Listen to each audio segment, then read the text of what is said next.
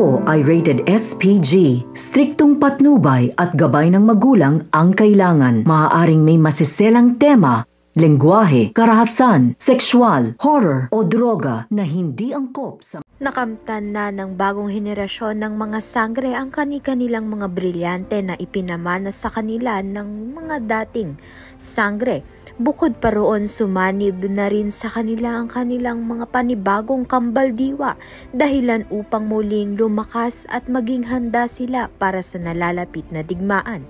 Samantalang may isang tanging kahilingan si Tera kay Bathalang Emre, ang muling makita ang kanyang ada at ang iba pang mga sangre na ikinulong ni Mitena na walang kalaban-laban. Ito ang naging unang misyon ng mga bagong sangre na matunton at pakawalan ng ang mga bihag na sangre.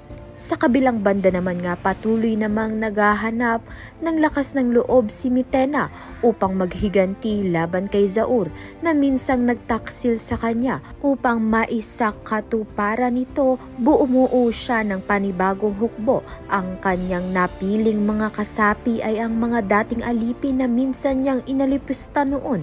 Ngunit ngayon pinili pa rin siyang tulungan upang maibalik siya sa kanyang trono. Kaya naman nga't yan at iba pa ang dapat nating pakaabangan. Maraming salamat sa iyong panonood.